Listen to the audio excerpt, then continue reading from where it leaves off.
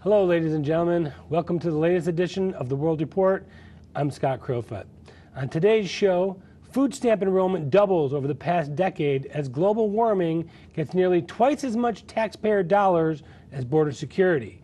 Our global outlook explores the lies of Benghazi and the NSA spying on virtually everyone.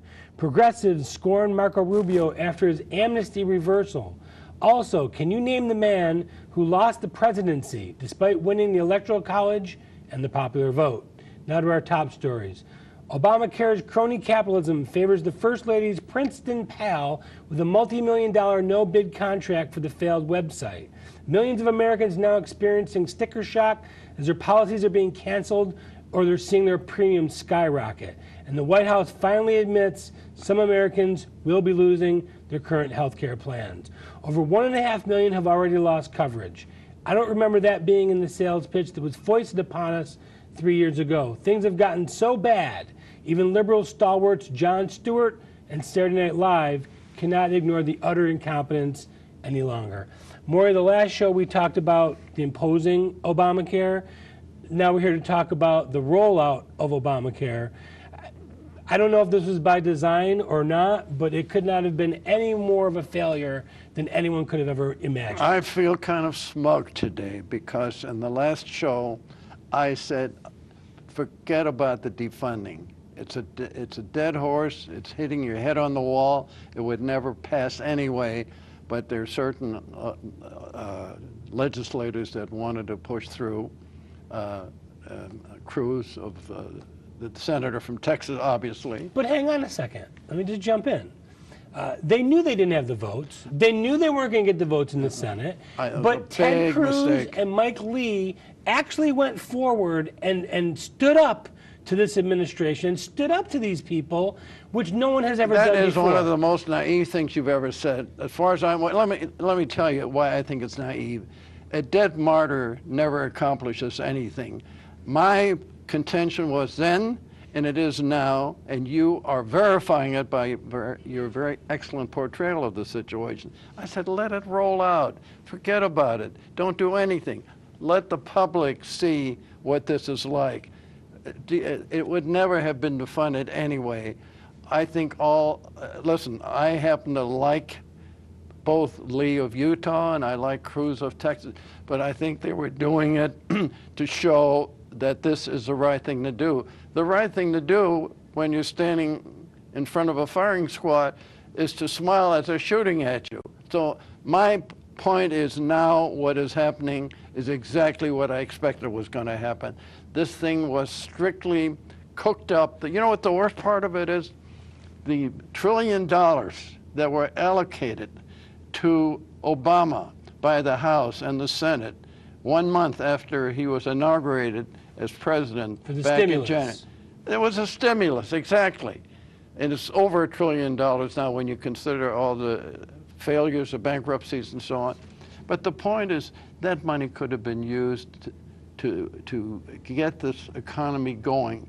One great thing I'll say about FDR, he did not cure the terrible depression we were in, but at least he gave people jobs and he gave people some hope that this thing wasn't going to be a total disaster. So the point is, if that money could have gone into pipelines, for instance, like the PWA or the WPA or the TVA program, we would have been a lot better off than we are now. But do you say that as if you believe this president has the same intentions that Roosevelt had? No, I don't agree that he does. No, but I'm saying is by trying to put a stop to the whole program by defunding it, or even I would say I would be against that 1 year delay, because a 1 year delay would mean there would be an election on November the 5th, 2014, and those 8 or 9 senators that are scared to death right now that this is going to hit them in the face when it comes time for voting and they might lose their senatorial jobs, they would have been able to step aside. This would not have been a factor.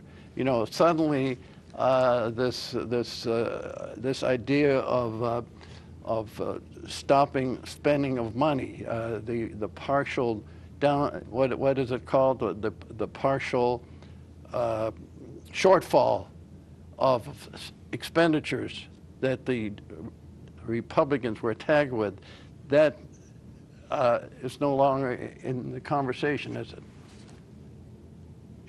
I don't follow what you're saying. Well, what I'm saying is right now the Republicans got a black eye because when you had the basic direction of the country saying, you know, it was sequestering on steroids. It was cutting back. They were closing up government, you know, parks. They were not allowing certain people and agencies to work that were supporting the basic government or basic civic institutions. And the Republicans were getting blamed for it because they were the ones that called for it. And so consequently, that's not being talked about anymore. Right now, we're talking about Obamacare and its failures. And had you had Obamacare delay, your point is that none of the failures would have been come to light, which we've been predicting this since the beginning of this fiasco, that this was going to happen this way. I think what Cruz and Mike Lee of Utah, who I respect as people, they're my kind of people, I think it was a sideshow that was working against the Republicans. In fact, I think, you know who's working against the Republicans? The Republicans. The Republicans are showing no consolidation. They're fighting each other more so than they are fighting the Democrats.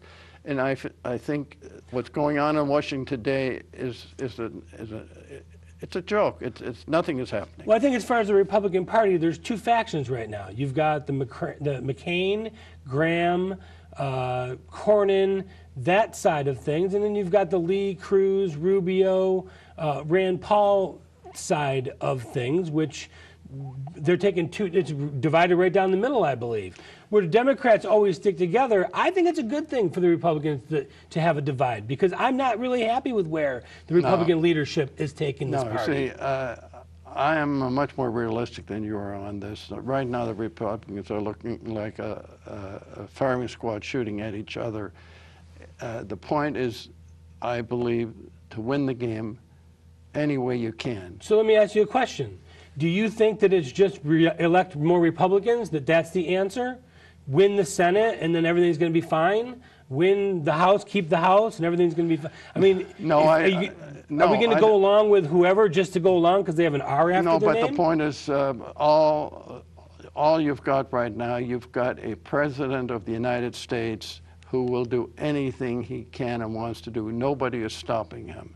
He is using tactics that have never been used by any previous president, executive orders, going behind the scenes. But he's using tactics that you've seen before. I've seen them before in Nazi Germany. There's no question about it. It's almost like a replay, the fact that you can intimidate people.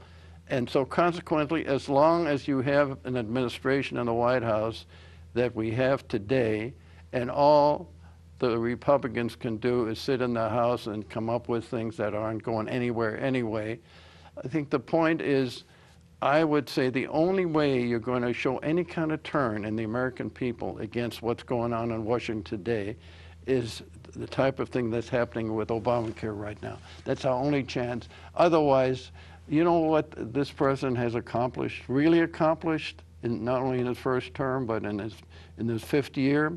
He has now gotten a majority of people who are dependent on government handouts, whether it's food stamps, whether it's not having to pay taxes on certain things and so on. The point is, right now, if you had an election today again, you would have probably the same outcome that you had in November of 2012.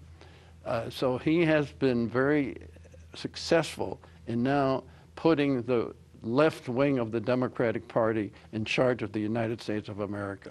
And he's gotten help from the moderate left wing of the Republican Party. The Republican Party never had a chance because they're a bunch of amateurs. You know, I would completely agree with you. They're playing checkers where Obama is playing chess.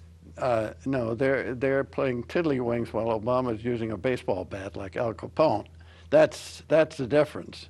You know, sometimes I know I go overboard in using the German example, but history is so repeating itself. Well, you lived it. I mean, it's something that you can relate to. Yes, well, we're not just making this up out of fiction. It was terrorism. It wasn't that. At first, it wasn't killing people on the streets, which came later. Genocide, that was all once they got the power, that's what they were doing. And I'm not saying this will ever happen here, but I'm only saying the fear element of people that are willing to stand up against the government as it exists today was used very effectively. Well, and I think that modern day thought is that the Germans and the Nazis killed the Jews, but people don't recognize he killed just as many non-Jews as he killed Jews. Am I right? No, you're wrong, because he killed 40% of the Jewish people. You take a percentage, you take 40% of a group of European Jews and you kill them, you got rid of them. Okay, but he also killed millions of non-Jews as well. No, there's no question about it. Of course he did. He killed communists, he killed gypsies, he killed people who he considered weren't worthy of living because they had some stigma, some physical defects or something. Of course, the Nazis were a bunch of wild murderers. They were like the worst kind of jihadists that you have in the Middle East today, who just think killing is there's no problem to killing as long as it's people that you want to have killed. But the point is, the only similarity I'm using is the fact that right now the Republicans have the least amount of power they have ever had for decades. I think even when they didn't even control the House. Even when they didn't control the House. Because there was decades where they didn't control the Senate or the House. That's exactly right. What I'm getting at is, as far as, because at the time when you had a guy like Nixon in the White House, who was not exactly a lovey-dovey kind of a man, but the point was he never used the kind of tactics that are being used today. Today you've got the element of fear all over the place. People are afraid. They're afraid. Before we went on the show, we were talking about a number of instances where people in the communication business, people that are important, have been warned, you better calm down, or if they were people in the television business, let's say, the advertisers were told, I think you better pull back a little bit, because even liberals like Bob Beckel has come out and said he was critical of the Obamacare rollout, and he got strong-armed by the White House high executive.